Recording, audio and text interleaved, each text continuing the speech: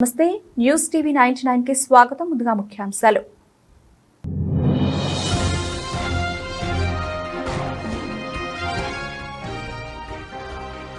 Camp కార్యాలయంలో నియోజకవర్గ పరిధిలోని ఇరిగేషన్ ప్రాజెక్టులపై సమీక్షా సమావేశం నిర్వహించిన ప్రభుత్వ వైపు నగరేకల్ ఎమ్మెల్యే వేముల వీరేశం.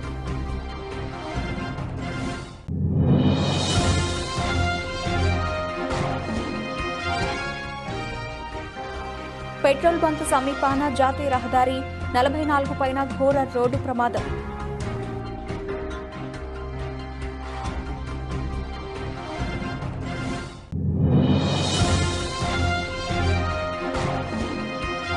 నాలుగు ఈఎంఐలు చెల్లించలేదని కాలు కోల్పోయిన వ్యక్తి కుటుంబాన్ని రోడ్డున పడేసిన సిబ్బంది.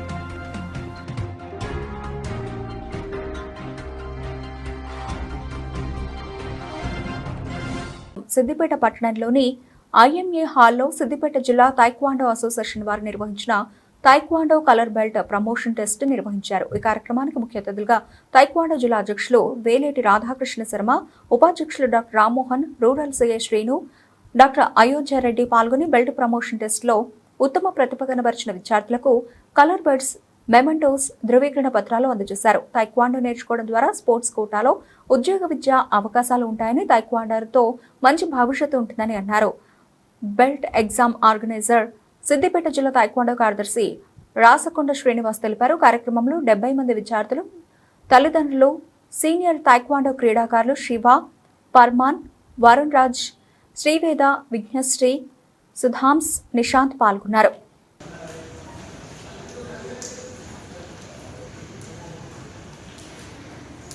నాలుగు ఈఎంఐలు చెల్లించలేదని కాలు కోల్పోయిన వ్యక్తి కుటుంబాన్ని రోడ్డున పడేసిన సిబ్బంది. రాజన్న సిరిసిల్ల జిల్లా కేంద్రంలోని ఇందిరానగర ప్రాంతంలో భార్య రామ, కొడుకు సాయి కుమార్, కూతురు అమృత వర్షిణితో కలిసి నివసిస్తూ 4 ఏళ్ల క్రితం కరీంనగర్లోని ఐకేఎఫ్ ప్రైవేట్ బ్యాంకు నుండి 8 లక్షల రూపాయల లోన్ తీసుకున్న బోగం గోపాల్ అనే వ్యక్తి 3 ఏళ్ల క్రితం షుగర్ వ్యాధి రావడంతో ఏడాది క్రితం గోపాల్ కాలు వైద్యులు తొలగించారు. కాలు పోయినా కూడా ప్రతి నెల వడ్డీ కడుతున్నామని, ఒక 4 ఈఎంఐలు మాత్రమే చెల్లించలేదని 4 రోజుల క్రితం ఇంటికి వచ్చిన బ్యాంకు సిబ్బందితో బాధితుడు మొరపెట్టుకున్నాడు. నిన్న మధ్యాహ్నం ఇంటికి వచ్చి ఒకసారి బయటకు వెళితే తాళం వేసి వీడియో తీసుకుంటామని నమ్మించి తాళం వేశాక నోటీసులు అంటించి బ్యాంకు సిబ్బంది వెళ్లిపోయారు. దీంతో రోడ్డున పడ్డ కుటుంబం కోసం స్థానికులు టెంట్ వేయించగా బంధువులు పరిస్థితి తెలుసుకుని ఇల్లారెడ్డిపేటకు తీసుకెళ్లారు. ఆరోగ్య పరిస్థితి బాగాలేదని, కొన్ని రోజులు సమయం ఇవ్వాలని ఎంత బతిమాలినా బ్యాంకు సిబ్బంది వినిపించుకోకలేదని బాధిత కుటుంబానికి కలెక్టర్ న్యాయం చేయాలని కోరుతున్న కాలనీవాసులు. ఇందిరానగర్ చెందినటువంటి భాగం గోపాల్ గారు మరి ఆయనకు షుగర్తోని కాలు తీసేయడం జరిగింది. మరి ఐకేఎఫ్ బ్యాంకు వాళ్ళు వాళ్ళకు ఉన్నటువంటి రుణం, ఇట్లాంటి పేషెంట్ను మరి మానవత్వం లేకుండా రోడ్డు మీద పడేసి నడియండ కాలము మామూలు వ్యక్తులమే మనం ఎండలో నిలబడలేని పరిస్థితిలో వాళ్ళని ఇంట్లోకి వెళ్ళి బయటకు తీసుకొచ్చి పడేసి, మందులు లేవు, మరి బట్టలు లేవు, ఏం లేకుండా కూడా నడి రోడ్డు మీద పడేసినటువంటి ఐకేఎఫ్ బ్యాంకు వాళ్ళ మీద వెంటనే చర్య తీసుకోవాలి. కలెక్టర్ గారు స్పందించాలి. ఎందుకంటే ఇట్లాంటి పరిస్థితుల్లో ఎవరు కూడా ఇట్లాంటి దారుణ పరిస్థితి రాకూడదని చెప్పేసి మేము కలెక్టర్ గారిని డిమాండ్ చేస్తున్నాం.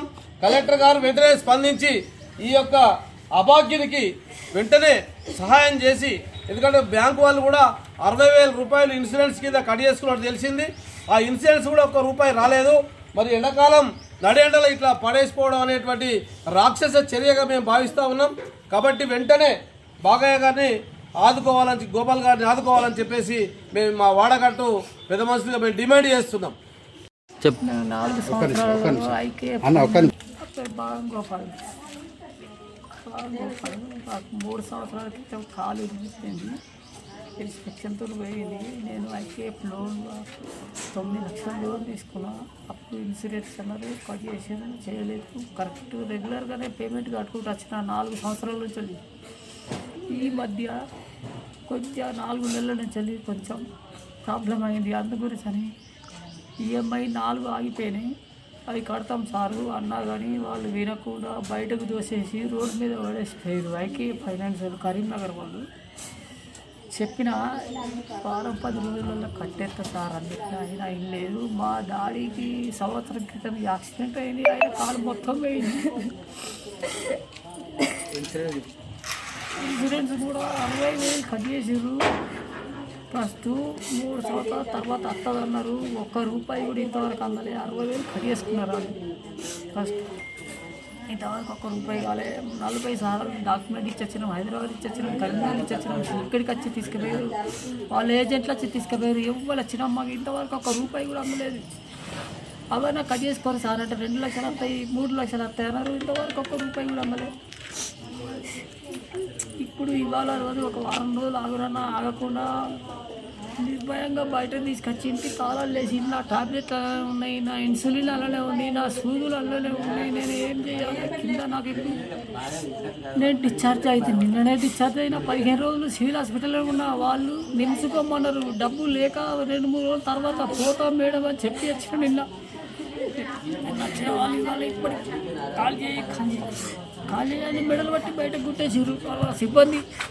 సిబ్బందితో బయటకు నూకేసిపోయారు.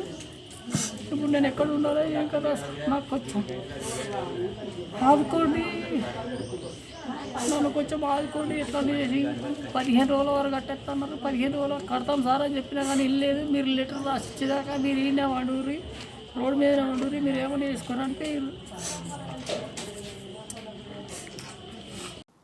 కామారెడ్డి జిల్లా ఉగ్రవాయి గ్రామం నల్లకుంట మైసమ్మ తల్లికి ప్రతి ఆదివారం భారీ సంఖ్యలో ప్రజలు తరలివస్తూ ఉంటారు. ఉగ్రవాయి గ్రామ కమిటీ పెద్దలు శ్రీధర్ రావు అలాగే కృష్ణమ్మ పంతులు ఘనంగా జరుపుతున్నారు. దాతల అమ్మవారికి ఏదో ఒక రూపంగా సాయం చేయగలరని గ్రామ పెద్దలు కోరుతున్నారు. ఉగ్రవాయి మైసమ్మ ప్రతి ఆదివారం అమ్మవారిని నమ్ముకొని వేల మంది వస్తూ ఉంటారు. అమ్మవారి కృప చాలా మందికి మంచిగా జరుగుతుందని భక్తులు కోరుకుంటున్నారు. వాళ్ళు కోరుకున్న పనులు అమ్మవారి దయ వల్ల జరుగుతున్నాయి. కామారెడ్డి జిల్లా తోచిన కాడికి అమ్మవారి ఆధ్వర్యంలో సాయం చేయగలరని భక్తులు కోరుతున్నారు.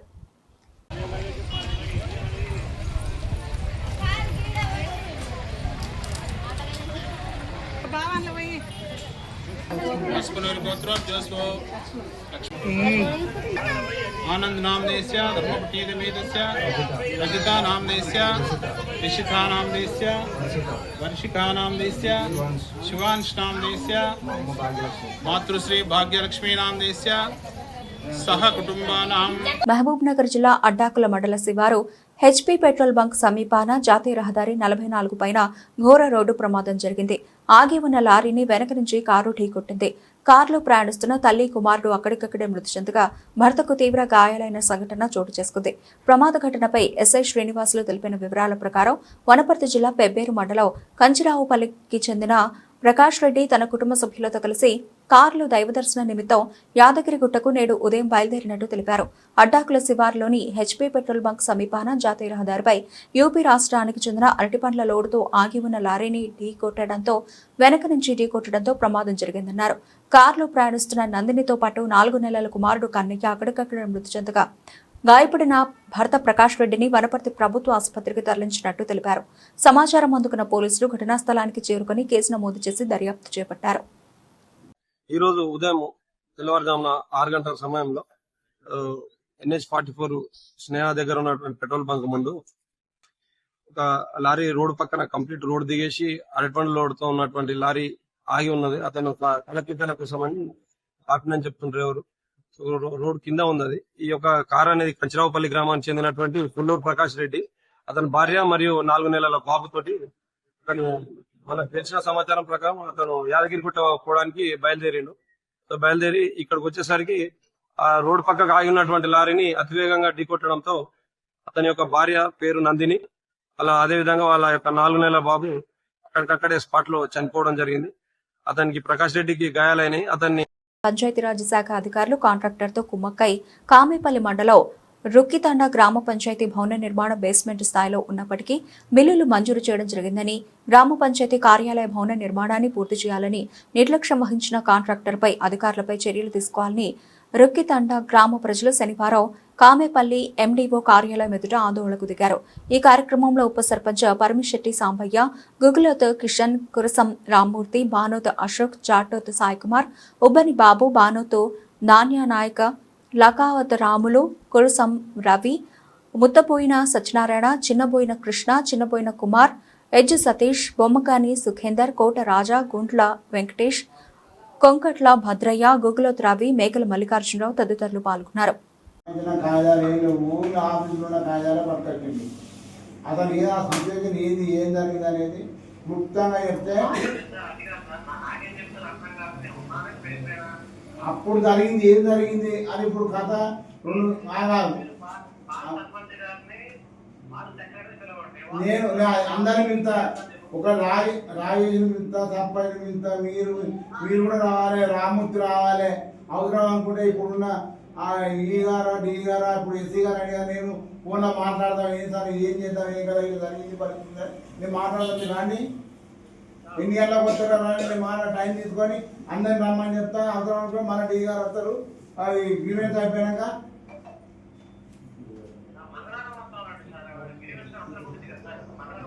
మంగళవారం వస్తారంట. ఓకే, మంగళవారం నాడు మీరు రామూర్తి కాంట్రాక్టర్, మాజీ సర్పంచ్, పంచాయత్ సెక్రటరీ డి గారు మీరు కూడా రండి.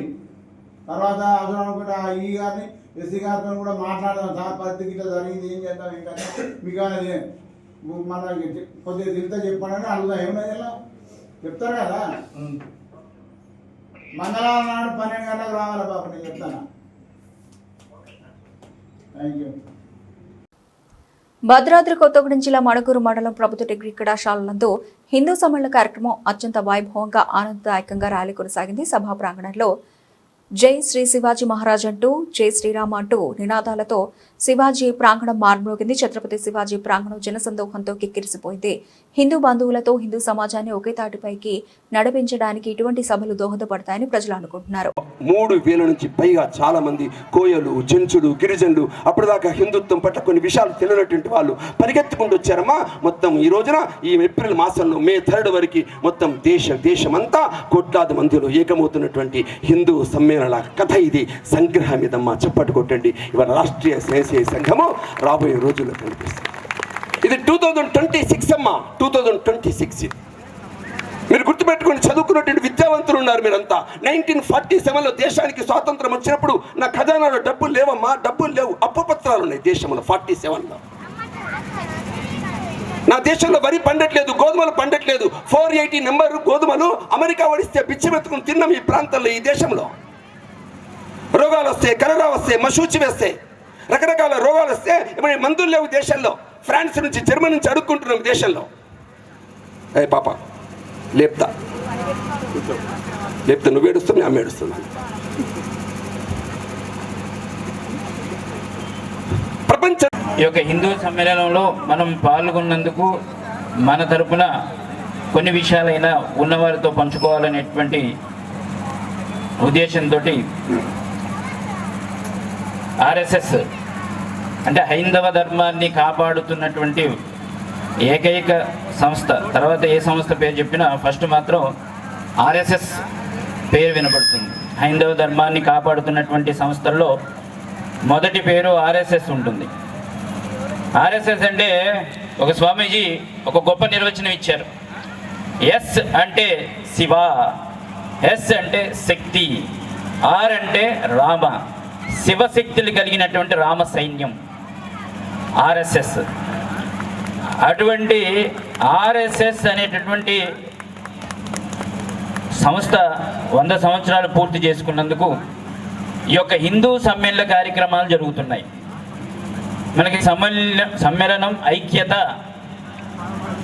చాలా ఎక్కువ ఉంటుంది. ఎందుకంటే ఒక సమ్మక్క సారక్క జాతర జరిగితే కొన్ని కోట్ల మంది వెళ్తాం. సిద్దిపేట జిల్లా అక్కన్నపేట మండలం కపూర్ నాయక్ తండా గ్రామంలో రైతుల ఆర్థికాభివృద్ధి లక్ష్యంగా మంత్రి పొన్నం ప్రభాకర్ ప్రత్యేక చొరవతో రైతులకు కూరగాయల పనిముట్ల యూనిట్ల పంపిణీ కార్యక్రమాన్ని గ్రామ సర్పంచ్ మాలోతో మణికనకయ్య నాయక్ ఆధ్వర్యంలో మొత్తం 110 మంది రైతులకు అందజేశారు. ఈ కార్యక్రమానికి ముఖ్య అతిథిగా హాజరైన ఆత్మ committee division chairman Jangapalli Ailaiah హాజరై మాట్లాడారు. ప్రస్తుత మార్కెట్ పరిస్థితులను దృష్టిలో ఉంచుకుని రైతులు కూరగాయల సాగుపై ప్రత్యేక శ్రద్ధ పెట్టాలన్నారు. అధిక డిమాండ్ ఉన్న పంటలను ఎంచుకోవడం ద్వారా తక్కువ సమయంలోనే మంచి లాభాలు పొందవచ్చని పేర్కొన్నారు. హార్టికల్చర్ అధికారి బాలాజీ, పంచాయతీ కార్యదర్శి అశోక్, మాజీ ఎంపీటీసీ భాస్కర్ నాయక్, ఉప సర్పంచ్ గంగ్యాలతో పాటు రైతులు పాల్గొన్నారు. సబ్సిడీలు అందజేసే కార్యక్రమం లోపల హార్టికల్చర్కు సంబంధించినటువంటి మొన్న పోతారం రైతు వేదికలో కస్టడీలో శాంక్షన్ చేయడం జరిగింది. ఆనాడు మంత్రి గారి చేతుల మీదుగా ప్రారంభోత్సవం చేయడం జరిగింది. అందులో భాగంగా ఇవాళ కపూర్నాయక్ గ్రామ పంచాయతీకి సంబంధించినటువంటి సర్పంచ్ ఆధ్వర్యం లోపల ఇక్కడ కపూర్నాయక్ తండలో ప్రారంభోత్సవం చేయడం జరుగుతూ ఉంది. మరి ఇటు కార్యక్రమం లోపల మరి ఇలా రాష్ట్ర ప్రభుత్వం ఏదైతే రైతులకు సబ్సిడీలు అందజేయాలనేటువంటి కార్యక్రమం లోపల రూట్ పెట్టే అగ్రికల్చర్కి సంబంధించిన కార్యక్రమం కానీ, ఇటు హార్టికల్చర్కి సంబంధించినటువంటి కార్యక్రమం కానీ అందుబాటులో రైతులకు సబ్సిడీలు అందజేయాలనేటువంటి కార్యక్రమం చేపట్టింది. మరి ఇవాళ రైతులు ఏదైతే ఉందో కొంత పంట మార్పిడి కార్యక్రమం చేపట్టాలని, మరి ఏదైతే ఈ రైతులు ఇప్పుడు కూరగాయలు సాగు చేస్తూ ఉన్నారో ఈ సాగు లోపల ఆయిల్ పామ్ అనేటువంటిది పెట్టుకుంటే ఒక 3-4 సంవత్సరాల లోపల కూరగాయలు పండించుకోవచ్చు. తర్వాత ఆయిల్ పామ్ అనేటువంటిది చేతికొస్తుంది. రైతుకు ఆయిల్ పామ్ పెడితే దాంతో ఎలాంటి నష్టం ఉండదు. మరి వడగళ్ళ వాన కానీ, ఇక్కడ ఉన్నటువంటి నీటి శాతం కానీ అన్ని విధాల అక్కడికి వచ్చి రైతు బాగుపడేటువంటి అవకాశం ఉంది ఆయిల్ పామ్ తోటి. కాబట్టి 5 ఎకరాలు 10 ఎకరాల లోపు ఉన్నటువంటి రైతులు ఎవరైనా దాన్ని ఖచ్చితంగా వాళ్ళ పరిధిని బట్టి 1 ఎకరం 2 ఎకరాలు వరికి విడిచిపెట్టి మిగతాది ఆయిల్ పామ్ పెట్టాలని రైతులకు తెలియజేయడం రాష్ట్ర ప్రభుత్వం తెలియజేయడం జరుగుతూ ఉంది. మరి అందులో భాగంగా రసాయన ఎరువులు అనేటువంటిది కొంత తగ్గించి కృత్రిమంగా తయారు చేసే సేంద్రియ ఎరువులను వాడుకుంటూ మన రైతులను మనము ప్రతి ఒక్కరము ఇవాళ ప్రతి ఒక్క దేశంలో ఇవాళ ఉన్నటువంటి వాళ్ళందరికీ ఇవాళ రైతే రాజు అనేటువంటి చెప్పుకునేటువంటి పరిస్థితి ఉంది. ఇవాళ రైతు పండిస్తేనే ప్రతి ఒక్కరం తింటా ఉన్నాం.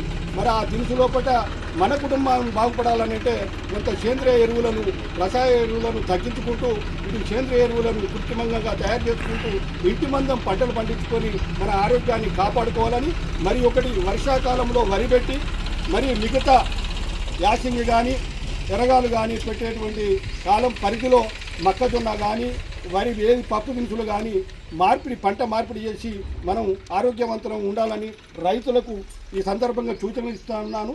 ప్రతి ఒక్కరూ ఇది పాటించి మన కుటుంబాన్ని బాగు చేసుకోవాలి. ఆరోగ్యంగా ఉండాలనుకుంటే మనం అందరం ఈ ప్రభుత్వం ఏదైతే ఆలోచించి ఈ నిర్ణయం తీసుకొని రైతులకు అవగాహన కల్పిస్తారో దీన్ని ప్రతి ఒక్క రైతు దీన్ని మద్దతు తప్పకుండా దీన్ని అమలు చేయాలని కోరుకుంటూ ఈ అవకాశం ఇచ్చిన మీ అందరికీ ధన్యవాదాలు చేసుకుంటూ ఈ కపూర్నాయక్ తండ ప్రజలకందరికీ ఇప్పుడు బుట్టలు పంపిణీ చేయడం జరుగుతూ ఉంది.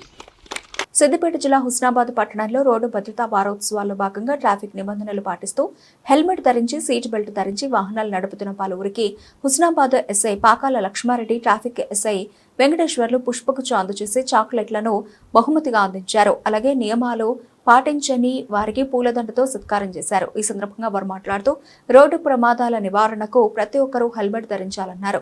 ఈ కార్యక్రమంలో పోలీస్ సిబ్బంది, ట్రాఫిక్ సిబ్బంది పాల్గొన్నారు.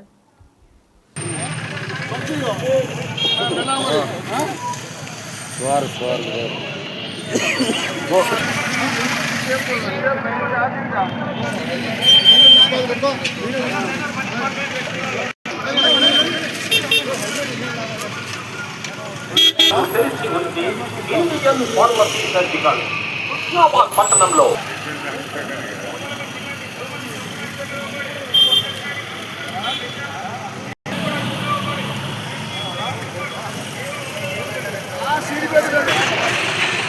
సార్ ఒక్క నిమిషం సార్ మళ్ళీ ఒకసారి వస్తాను.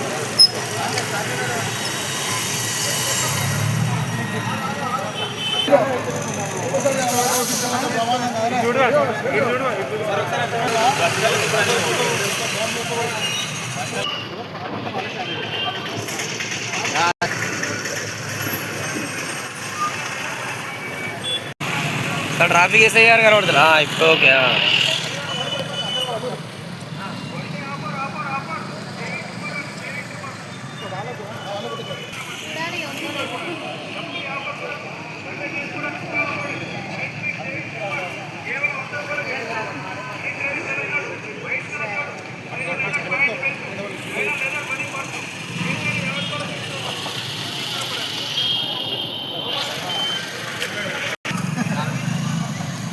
పెట్టుకున్నందుకు పువ్వులు 3 చాక్లెట్స్ ఇస్తారు. ఎప్పుడు హెల్మెటే పెట్టుకోవాలి. ఎందుకంటే సేఫ్టీ సార్ అంటే సార్ ఓకే సార్.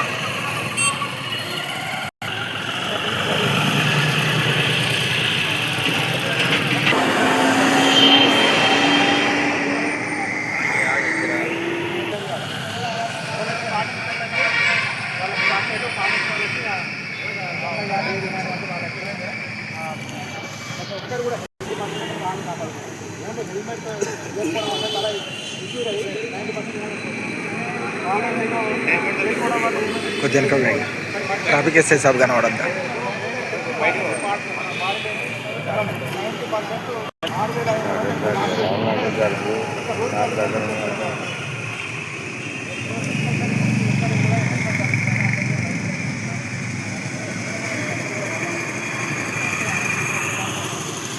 బీజేపీ కుట్రలను నిలువరించడంలో ఇండియా కూటమి గొప్ప విజయాన్ని సాధించిందని, ఇందులో రాహుల్ గాంధీ నాయకత్వ పటిమ మరోసారి నిరూపితమైందని వేముల వీరేశం పేర్కొన్నారు. మహిళా రిజర్వేషన్ బిల్లును డీలిమిటేషన్ ప్రక్రియతో ముడిపెట్టవద్దని ముఖ్యమంత్రి రేవంత్ రెడ్డి మొదటి నుంచి డిమాండ్ చేస్తున్నారని ఆయన తెలిపారు. దక్షిణాది రాష్ట్రాల ప్రయోజనాల కోసం రేవంత్ రెడ్డి అన్ని రాష్ట్రాల ముఖ్యమంత్రులకు, రాజకీయ పార్టీలకు లేఖలు రాసి వారిని ఏకతాటిపైకి తెచ్చారని, తద్వారా ఆయన దక్షిణాది రాష్ట్రాల బలమైన గొంతుకగా మారారని కొనియాడారు. కబలించాలని చూసినటువంటి బీజేపీ కుట్రలను ఛేదించడంలో, బీజేపీ కుట్రలని నిలువరించడంలో ఇండియా కూటమి ఒక గొప్ప విజయాన్ని సాధించిందని చెప్పేసి ఈ సందర్భంగా నేను గుర్తు చేస్తా ఉన్నా. భారతదేశంలో బీజేపీ చేస్తున్న కుటిల రాజకీయాల్ని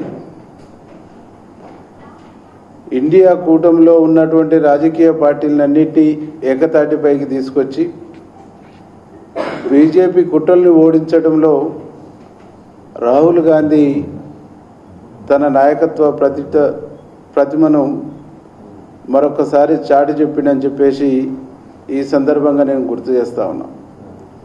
గౌరవనీయులు ముఖ్యమంత్రి రేవంత్ రెడ్డి గారు ముందు నుంచే డీలిమిటేషన్ అనేటువంటిది మహిళా బిల్లుతో లింక్ చేయొద్దు, డీలిమిటేషన్ ప్రక్రియ అనేటువంటిది దక్షిణాది రాష్ట్రాలకు తీవ్ర అన్యాయం జరుగుతూ ఉంది, ఈ బిల్లును కాక దక్షిణాది రాష్ట్రాలకు, చిన్న రాష్ట్రాలకు అన్యాయం జరిగే బిల్లుని తీసుకొస్తే దక్షిణాది రాష్ట్రాలను, చిన్న రాష్ట్రాలని ఐక్యం చేసి ఈ బిల్లును నిలువరిస్తాం, అడ్డుకుంటాం, ఆపుతామని చెప్పేసి ఒక విజన్తో మా ముఖ్యమంత్రి గారు రేవంత్ రెడ్డి అన్న ప్రకటించడం జరిగింది. ఆ ప్రకారంగానే ఈరోజు దక్షిణాది రాష్ట్రాలకు ఒక బలమైన వాయిస్ వినిపించి, బలమైన వాయిస్గా తెలంగాణ రాష్ట్ర ముఖ్యమంత్రిగా మారింది. తెలంగాణ రాష్ట్ర ముఖ్యమంత్రి రేవంత్ రెడ్డి గారు డీలిమిటేషన్ ప్రక్రియ అనేటువంటిది జనాభా ప్రాతిపదికన తీసుకుంటే, జనాభా ప్రాతిపదికన జరిగితే దక్షిణాది రాష్ట్రాలకు తీవ్రమైనటువంటి అన్యాయం జరుగుద్ది. దీన్ని ఆపడానికి, దీన్ని నిలువరించడానికి దక్షిణాది రాష్ట్రాలకు సంబంధించినటువంటి అన్ని రాజకీయ పార్టీలు ఐక్యం కావాలని చెప్పేసి అన్ని రాష్ట్రాల ముఖ్యమంత్రులకు, ఆయా రాజకీయ పార్టీలకు కూడా ఉత్తరాలు రాయటం జరిగింది. ముఖ్యమంత్రి గారి వాయిస్, ముఖ్యమంత్రి గారి వాదన నమ్మిన, విశ్వసించిన దక్షిణాది రాష్ట్రాల రాజకీయ పార్టీలు ఇండియా కూటమి మా రాహుల్ గాంధీ గారి నాయకత్వంలో నిన్న పార్లమెంటులో బీజేపీ యొక్క ద్వంద్వ నీతిని, ద్వంద్వ వైఖరిని ఎండగట్టినరు, తూర్పారబట్టినరు, బీజేపీకి బుద్ధి చెప్పారు. బహుశా భారతదేశంలో మోడీకి స్టార్ట్ అయినటువంటి కౌంట్ డౌన్గా మేము భావిస్తూ ఉన్నాం. మోడీ తీసుకొస్తున్న అక్రమ మార్గంలో, మోడీ ఒక దుర్మార్గమైన ఆలోచనతో, ఒక రాజకీయ కుట్రతో భారతదేశాన్ని ఉత్తరాది రాష్ట్రాలు కబలించాలి, దక్షిణాది రాష్ట్రాలని, చిన్న రాష్ట్రాలని బానిసత్వంలోకి నెట్టాలనేటువంటి ఒక దుర్మార్గమైనటువంటి ఆలోచనకు తెరదించిర్రు, తెరపడ్డది. ఇది దక్షిణాది రాష్ట్రాల ప్రజల చైతన్యం ముందు నరేంద్ర మోడీ తలవంచక తప్పలేదని చెప్పేసి ఈ సందర్భంగా మేము గుర్తు చేస్తా ఉన్నాం. ఈరోజు భారతదేశంలో దక్షిణాది రాష్ట్రాల నుంచి ఒక విజనున్న నాయకునిగా, ఒక శాస్త్రీయంగా ప్రతి అంశాన్ని విశ్లేషించే నాయకునిగా, ప్రజల పక్షాన, న్యాయం పక్షాన, నీతి పక్షాన, ధర్మం పక్షాన ఒక బలమైన వాయిస్, బలమైన వాదన వినిపించే లీడర్గా ఈరోజు రేవంత్ రెడ్డి గారు ఉన్నాడు. రేవంత్ రెడ్డి గారిని ఈరోజు భారతదేశంలో ఉన్నటువంటి అన్ని రాజకీయ పార్టీలు కూడా చూస్తున్నాయనేటువంటి ఒక విషయాన్ని కూడా ఈ సందర్భంగా మేము గుర్తు చేస్తాం. ఈరోజు మేము బీజేపీని ఒకటే అడుగుతాం, మహిళా రిజర్వేషన్ బిల్లు మీద మీకు చిత్తశుద్ధి ఉంటే 2023లో తీసుకొచ్చినటువంటి మహిళా రిజర్వేషన్ బిల్లును యాజ్ ఇట్ ఈజ్గా అమలు చేయడానికి మీకు ఏమి ఇబ్బంది వచ్చింది? దానికి డీలిమిటేషన్కు లింకు కలపవలసినటువంటి అవసరం ఏమొచ్చింది? మీకు పార్లమెంటులో 2/3 లేదు అనేటువంటి మెజార్టీ లేదు అనేటువంటిది తెలిసినప్పటికి కూడా, పార్లమెంటులో ఈ బిల్లు పాస్ కాదనేటువంటిది మీకు అర్థమైనప్పటికి కూడా, పార్లమెంటులో దక్షిణాది రాష్ట్రాలకు సంబంధించి, ఇండియా కూటమికి సంబంధించి ఆలోచించే ఏ రాజకీయ పార్టీ అయినా ఈ తప్పును ఆమోదించదామని తెలిసినప్పటికి కూడా మీరు ఎందుకు ఈ బిల్లు పెట్టిర్రు? ఈరోజు తమిళనాడు కానీ పశ్చిమ బెంగాల్ కానీ జరుగుతున్నటువంటి ఎన్నికల్లో లబ్ధి పొందటానికి, రాజకీయ ప్రయోజనం పొందటానికి ఈ బిల్లును బూచిగా చూపించడానికి పెట్టిరు తప్ప ఇది మీకు మహిళల మీద ఉన్న చిత్తశుద్ధో, మహిళల మీద ఉన్నటువంటి నిజాయితో, మహిళలకు చట్టసభలలో స్థానం కల్పించి వాళ్ళని గౌరవించాలనేటువంటి ఉద్దేశంతో మీరు పెట్టిండ్రు అనేటువంటిది ఈ రాష్ట్రంలో, ఈ దేశంలో ఉండేటువంటి ప్రజలు నమ్ముతలేరని చెప్పేసి ఈ సందర్భంగా స్పష్టం చేస్తాం. ఎందుకంటే 46 సంవత్సరాల బీజేపీ చరిత్రలో ఒక్క నకరేకల్ పట్టణంలోని క్యాంపు కార్యాలయంలో నియోజకవర్గ పరిధిలోని ఇరిగేషన్ ప్రాజెక్టులపై సమీక్ష సమావేశం నిర్వహించిన ప్రభుత్వపు నకరేకల్ ఎమ్మెల్యే వేముల వీరేశం. ఈ సందర్భంగా Brahmana Vellamla project, Aitipamula lift irrigation project, Pillaipalli, Dharmareddy కాలువల పురోగతిపై సమగ్రంగా వివరాలు తెలుసుకుని తగు సూచనలు చేస్తూ పనుల పురోగతి నిర్ణీత కాలంలో పూర్తి చేసి రైతులకు సాగునీరు అందేలా చర్యలు చేపట్టాలని అధికారులను ఆదేశించారు. అలాగే పెండింగ్ లో ఉన్న ఇతర ఇరిగేషన్ పనులను వేగవంతంగా తగు నాణ్యతతో పూర్తి చేయాలని సూచించారు. రైతులకు ఎలాంటి ఇబ్బందులు కలగకుండా ముందస్తు ప్రణాళికతో పనిచేయాలని తెలిపారు. ఈ సమావేశంలో ఇరిగేషన్ శాఖ అధికారులు, సంబంధిత సిబ్బంది పాల్గొన్నారు. బులెటిన్ ముగించే ముందు హెడ్లైన్స్ మరోసారి.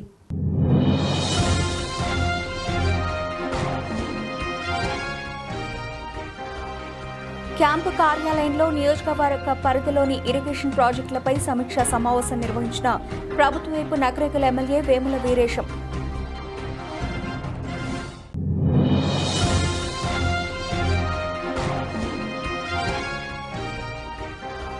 పెట్రోల్ బంక్ సమీపాన జాతీయ రహదారి 44 పైన ఘోర రోడ్డు ప్రమాదం.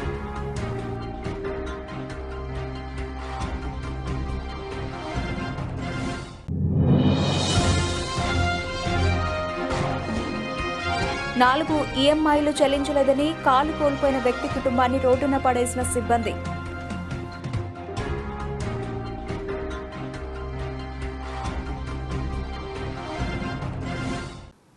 ఇవే ఇప్పటివరకు నబల్సిన అప్డేట్స్. మరిన్ని అప్డేట్స్తో మళ్ళీ కలుద్దాం.